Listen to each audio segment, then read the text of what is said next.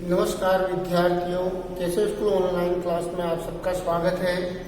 हम पार्ट 2 की चर्चा कर रहे थे जिसमें हमने भील जनजाति के बारे में आर्थिक क्रियाकलाप तक पढ़ लिया था। कल के वीडियो में थोड़ी आवाज़ की प्रॉब्लम है, उसमें थोड़ी मेरी आवाज़ कम आ रही है, तो आप उसको एकांत जगह में या फिर एयरफोन लगा के अगर देखेंगे तो आप आसानी से उसको समझ जाएंगे।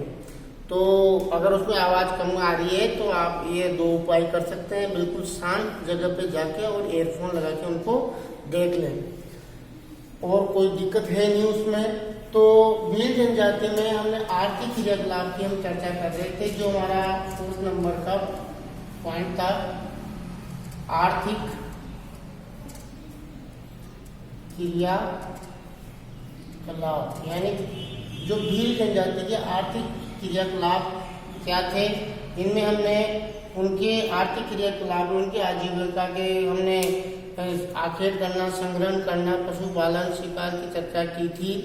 अब हम इसी में नेक्स्ट पॉइंट लेते हैं, यानी इसका तो हमने आजीविका के साधन पढ़ ही लेते।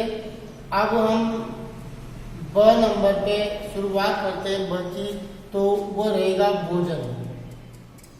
तो भोजन के बारे में हम चर्चा करते हैं। तो भील जनजाति का प्रिय भोजन या मुख्य भोजन, इनका यूँ कह सकते हैं कि मुख्य भोजन मक्का होता है, यानी ये मक्का ज़्यादा खाते हैं। यानी इन जो ये कृषि करते हैं तो उसमें भी ज़्यादा ये मक्का ही बोते हैं, तो इनके मुख्य खाद्यान्न फसल मक्का ही है। तो मुख्य भोजन क्या होता है? मक्का होती है। विशेष अवसर पे जो कोई इनके कार्यक्रम आते हैं, विशेष अवसर पर यह चोखा, अभी चोखा क्या होता है, इसको चावल बोलते हैं, चावल बनाते हैं। चोखा व लापसी, नाम सुना हुआ आपने, लापसी बनाते हैं। यानी त्योहार या कोई कार्यक्रम होता है तब ये क्या बनाते हैं? चोखा, यानी उसको चावल बोलते हैं, और लापसी बनाते हैं। प्रिय भोजन या मुख्य भोजन उनकी मक्का होती है। कभी कभी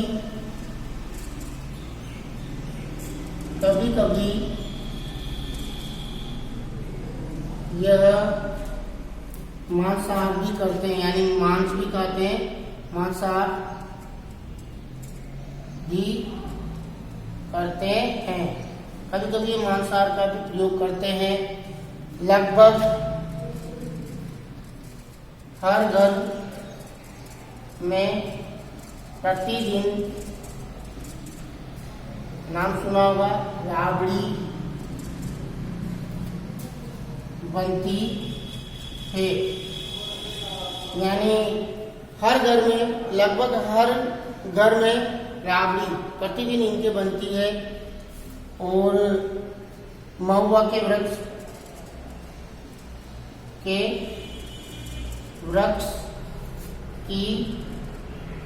बनी शराब का सेवन करते हैं। कभी कभार ये शराब भी पीते हैं। अब किसकी? महुआ वृक्ष होता है, उससे बनी शराब का सेवन ये करते हैं। तो इनके भोजन में हमने चर्चा की कि मक्का इनका मुख्य भोजन होता है। विशेष अवसरों पर ये चोखा और लापसी बनाते हैं। कभी कभी ये मांसाहार भी करते हैं, और लगभग हर घर में प्रतिदिन राबड़ी बनती है, और महुआ के वृक्ष की बनी ये शराब का सेवन करते हैं। तो ये इनका भोजन था, इसका स्क्रीनशॉट आप ले ले।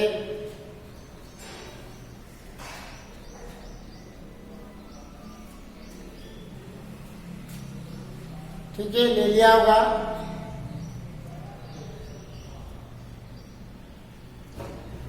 अब अगला टॉपिक वस्त्र और आभूषण अपन लेते हैं, यानी 6 नंबर पे।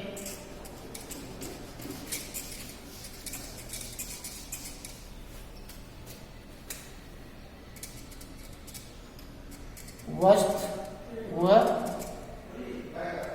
आभूषण।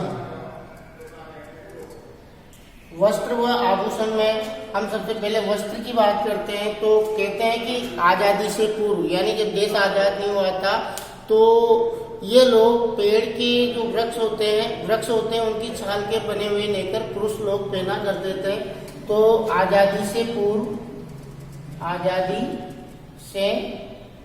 पूर्व पेड़ की छाल के बने नेकर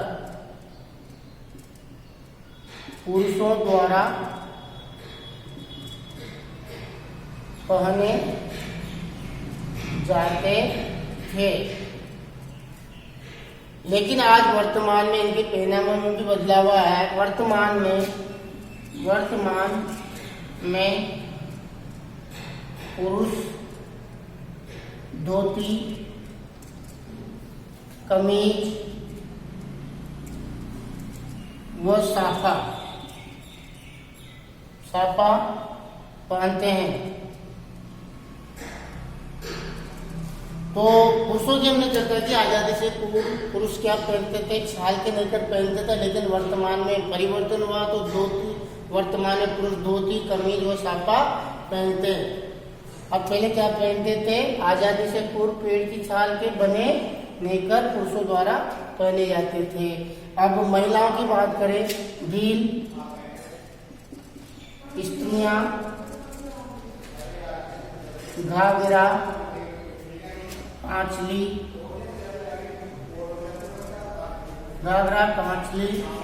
व लुगड़ी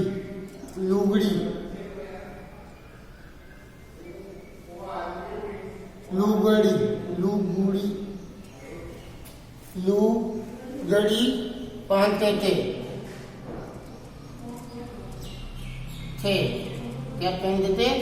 क्या पहनते थे वो? घाघरा, आंचली व लुगड़ी पहनते थे। लड़के लंगोट पहनते हैं व लड़कियां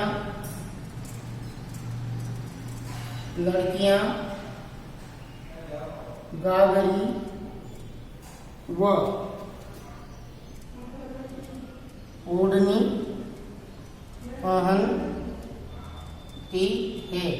तो यह हमने उनके वस्त्रों की बात की। आजादी से पूर्व पेड़ की छाल पहन के बने नेकर पहनते थे। वर्तमान में धोती, साफा, कमीज पहनते हैं। भील स्त्रियां घाघरा, कांचली और लुगड़ी पहनते हैं।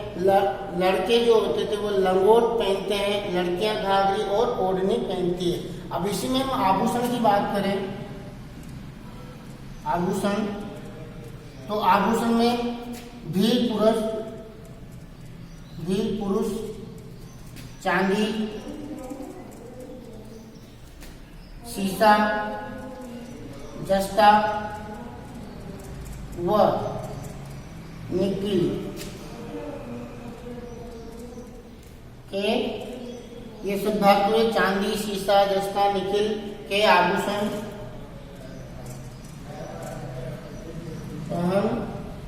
पहनते हैं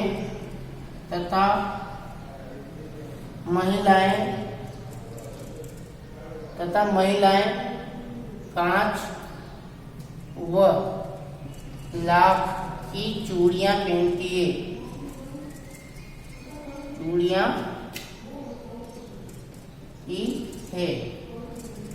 देखो आभूषण में हमने बात की, भील पुरुष चांदी, शीशा, जस्ता व निकिल के आभूषण पहनते हैं तथा महिलाएं कांच व लाख की चूड़ियां पहनती है। आज गर्मी बहुत ज्यादा है, फिर भी मैं पढ़ाने का प्रयास कर रहा हूँ। तो ये तो हो गई इनके वस्त्र और आभूषण की बात। अब आगे हम पढ़ते हैं, इनके आवास की ओर बढ़ते हैं। तो 10 नंबर पे आता है आवास। इसका स्क्रीनशॉट आप ले लें।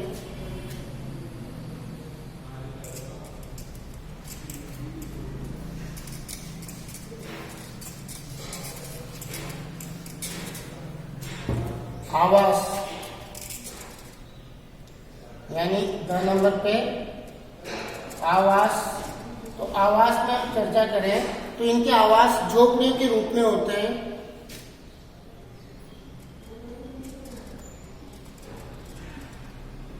के रूप में होते हैं जो लकड़ी, घास,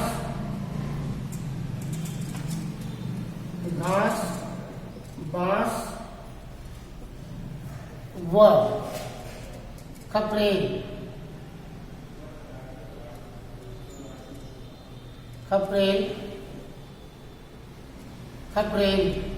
खपरेल की बनी होती है। यानी ये मुख्य रूप से झोपड़ियों में रहते हैं जो लकड़ी, घास, बांस और खपरेल की बनी हुई होती है। किसकी बनी होती है? घास, लकड़ी, बांस और खपरेल की ये बनी होती है। इनकी झोपड़ियों में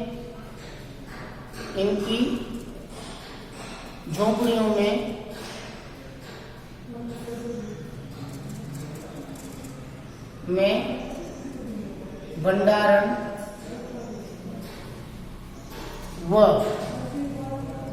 पशुओं को रखने व्यवस्था होती है।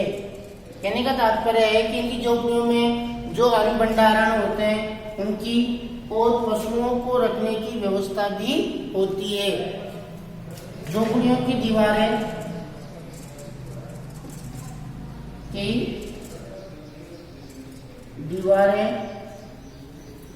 गोबर,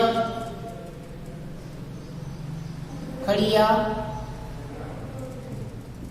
व लाल गेरू, देखी होगी आपने, लाल गेरू से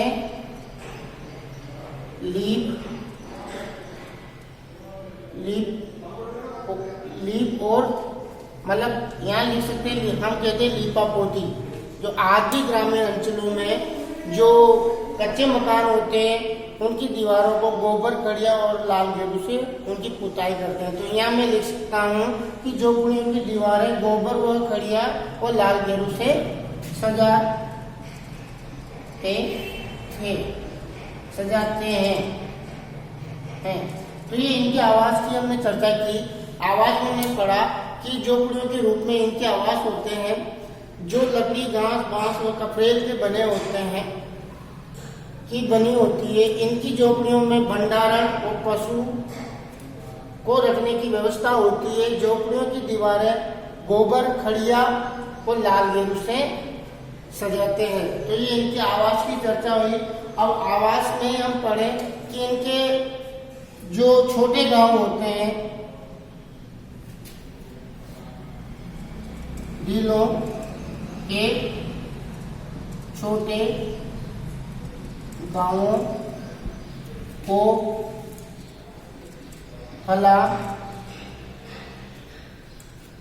व बड़े गांवों को पाल कहते हैं। यानी जो फला है वो छोटे गांव है और जो इनके पाल होती है वो क्या होते हैं? बड़े गांव होते हैं। यानी पाल तो बड़े गांवों को कहते हैं और फला छोटे गांवों को कहते हैं। पाल यानी बड़े गांव, पाल के मुखिया को, यानी उसमें एक मुखिया होता है, पाल के मुखिया को गमेती क्या बोलते हैं? गमेती कहते हैं। तो ये इनके आवाज में ये पाल और फला और गमेती को भी पढ़ा। गमेती होता है पाल का मुखिया होता है, पाल क्या होती है? बड़े गांवों का समूह होता है, और फला क्या होती है? छोटे गांवों के समूह को फला कहते हैं। तो ये आवास के बारे में हमने इनकी चर्चा कर ली। इसका भी आप स्क्रीनशॉट ले लें।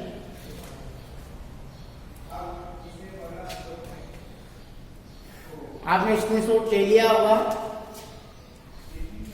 अब आगे चर्चा करते हैं कि उनके सामाजिक जीवन के बारे में, इनकी सामाजिक और संस्कृति कैसी है। तो अपना 5 नंबर का जो पॉइंट रहेगा, हमने 4 नंबर पे आर्थिक क्रियाकलाप है, उसमें हमने घर तक पढ़ा, आवास पढ़े, वस्त्र आभूषण पढ़े, फिर भोजन पढ़ा, फिर इनकी आजीविका के साधन पढ़े, जिसमें हमने पशुपालन, कृषि, खाद्य मतलब आखेट करने की विधियों, इनके बारे में हमने चर्चा की थी। अब आर्थिक क्रियाकलाप के बाद जो अपना नेक्स्ट टॉपिक आता है विधियों के बारे में, वो रहेगा समाज व संस्कृति, यानी 5 नंबर पे समाज व संस्कृति। समाज व संस्कृति। तो समाज व संस्कृति में हम सबसे पहले बात करें तो इनके समाज जिलों के समाज पितृसत्तात्मक होते हैं।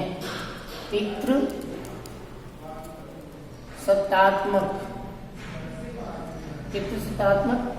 होते हैं, यानी जो पिताजी होते हैं वो समाज के मतलब इनके परिवार के मुखिया होते हैं, यानी इनके जो समाज होते हैं वो पितृसत्तात्मक होते हैं तथा मतलब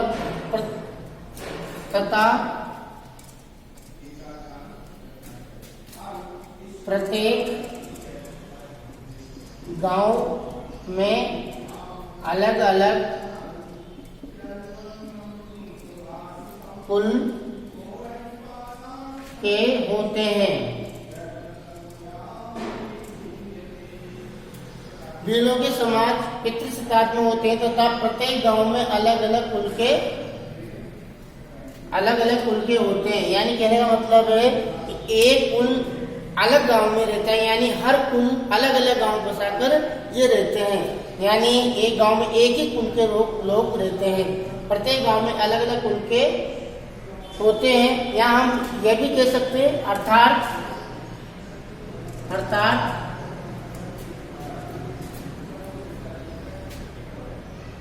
एक गांव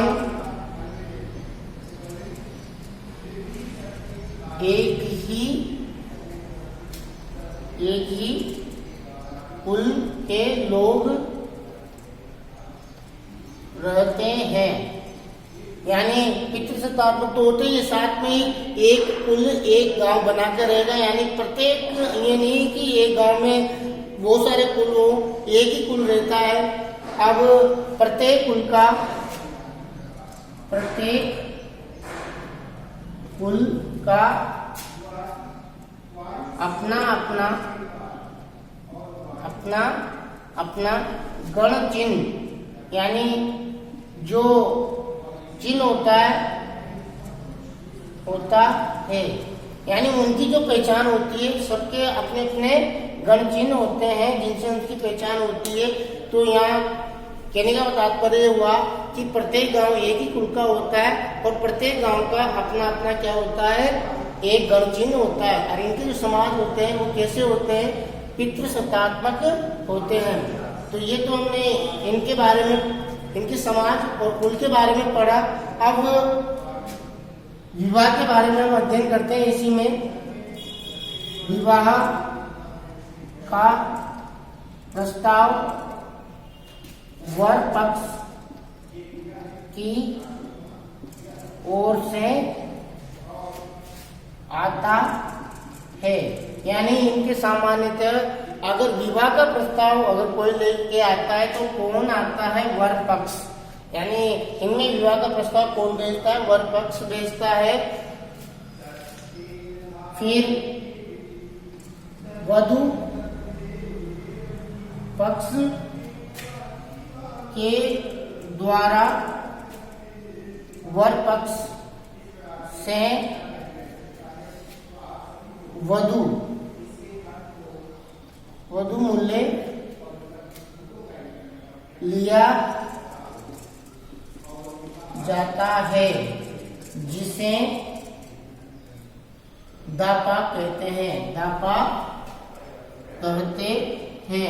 इंपॉर्टेंट बात है कि दापा क्या होता है कि जो वर पक्ष द्वारा वधु मूल्य जो वधु पक्ष को दिया जाता है उसे दापा प्रथा कहते हैं। कहने का तात्पर्य एक तरह से कि जो वर पक्ष होता है वह शादी करने के एवज में वधु का मूल्य वधु के घर वालों को देता है, तो उसको क्या कहते हैं? दापा कहते हैं। क्या कहते हैं उसको?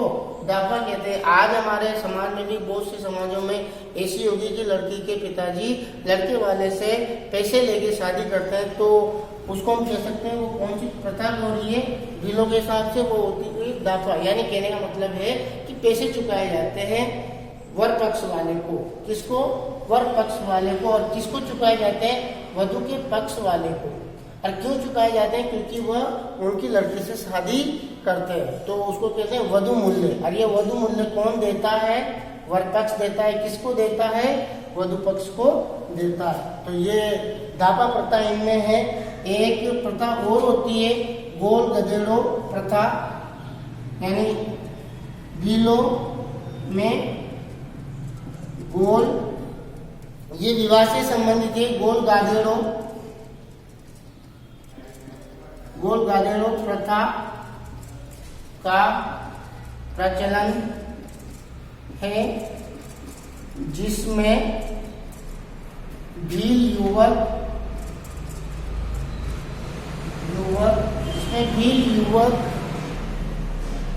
शूरवीरता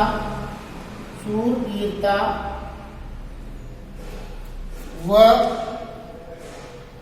साहस कार्य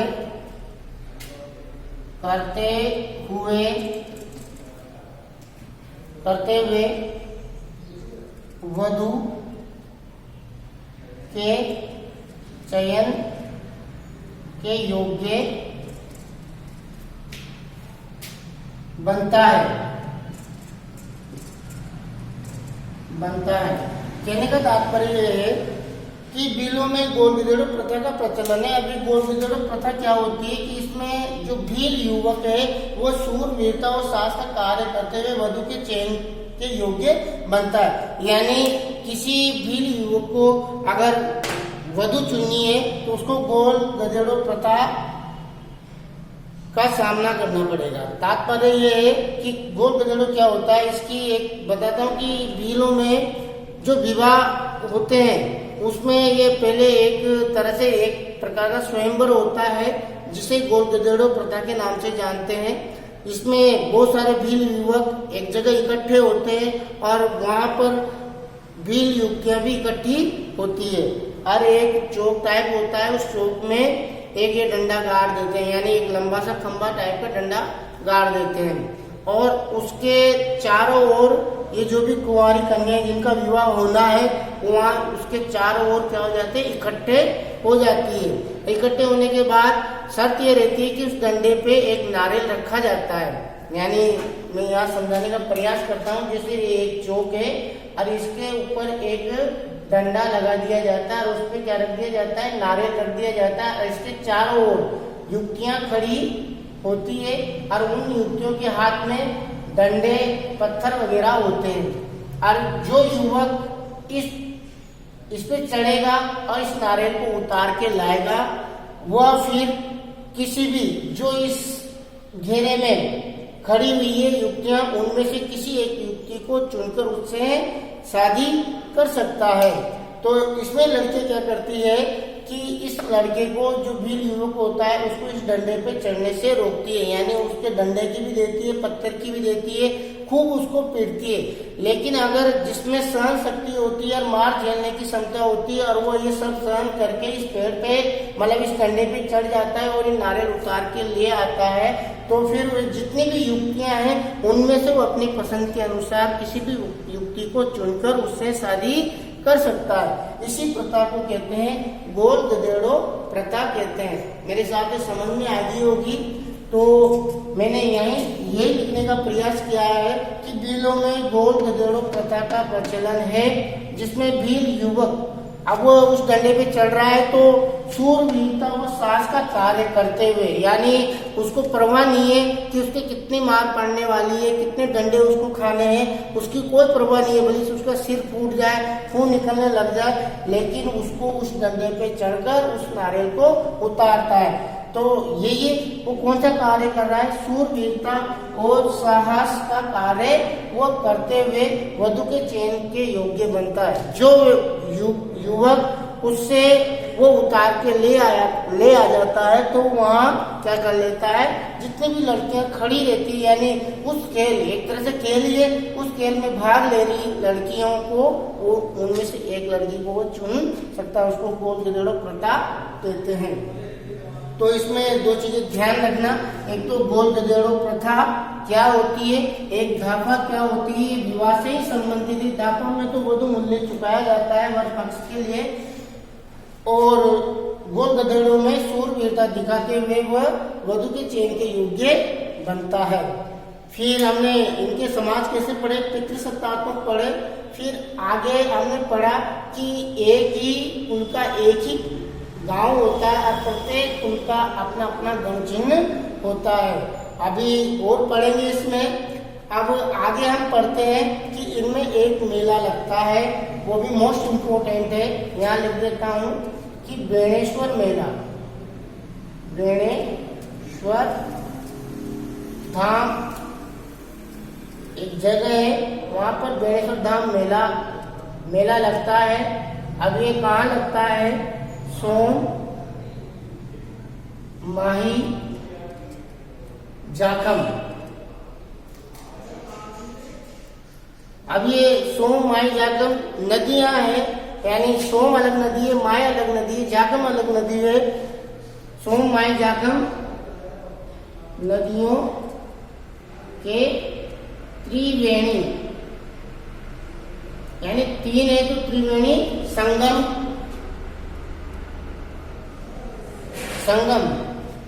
पर। अरे संगम कहाँ होता है? डूंगरपुर में।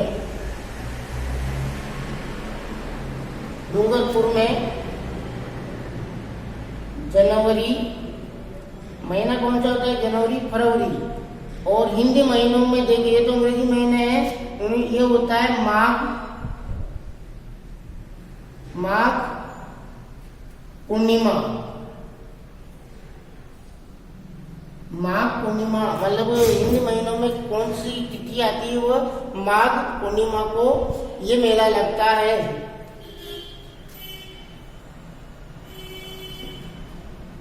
संगम पर डूंगरपुर में जनवरी, फरवरी, माघ पूर्णिमा पर। ये मिटा देता हूं मैं। यहां तक आप स्क्रीनशॉट ले ले, इसको मैं मिटाऊंगा।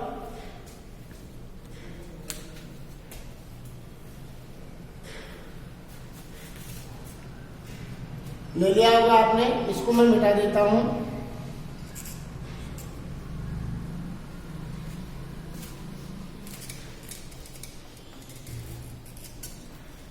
तो बेणेश्वर धाम मेला सोम, माही, जाखम नदियों के त्रिवेणी संगम पर डूंगरपुर में जनवरी, फरवरी, माघ पूर्णिमा पर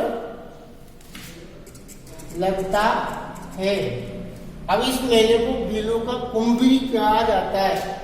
इस मेले को भीलों का कुंभ भी कहा जाता है। यहाँ पर इस मेले में हर भील समूह के लोग इसमें जाते हैं, हर भील इसमें जाने का प्रयास करते हैं, इसीलिए यहाँ इसे भीलों का कुंभ भी कहते हैं। तथा मतलब रात्रि में यहाँ लक्ष्मी नारायण मंदिर है।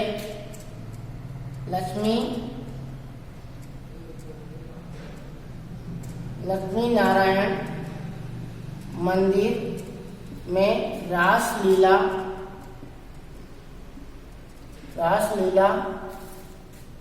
देखते हैं। ये बेणेश्वर धाम की बताया। अब इसमें इनके और भी, ये आपने स्क्रीनशॉट ले लिया,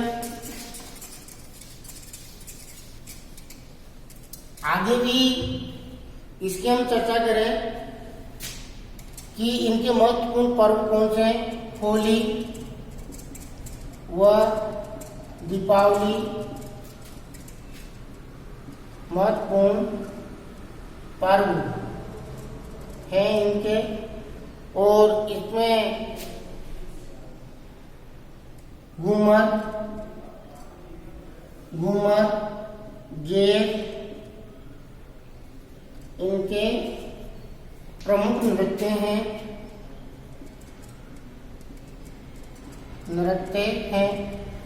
घूमर गेर इनके प्रमुख नृत्य हैं।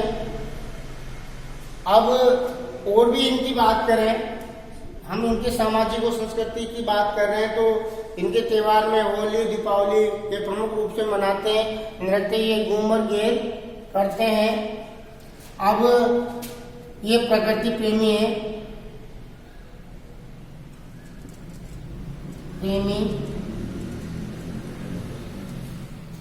प्रकृति प्रेमी है। अनेक देवी ताओं की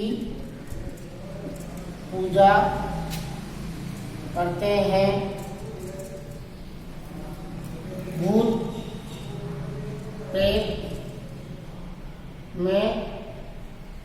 प्रेत में विश्वास रखते हैं।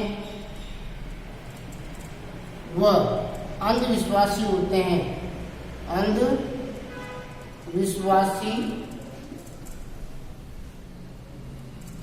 होते हैं। ये हम सब बिलों के बारे में। ये प्रकृति प्रेमी है, अनेक देवी देवताओं की पूजा करते हैं। भूत प्रेत में वे विश्वास करते हैं, वो अंधविश्वासी होते हैं। कृषि उपकरणों की पूजा करते हैं, क्योंकि कृषि करते हैं तो कृषि उपकरणों की पूजा करते हैं। मृतक यानी जो भी में मृत्यु होती है, मृतक का दाह संस्कार करते हैं। दाह संस्कार करते हैं। ये इनके हम सामाजिक और संस्कृति विशेषताओं में पढ़ रहे हैं। फिर इनमें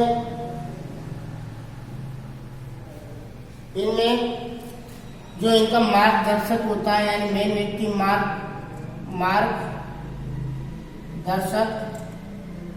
मार्गदर्शक को बुलावा कहते हैं। आपातकाल में ढोल बजाकर सभी को एक जगह एकत्रित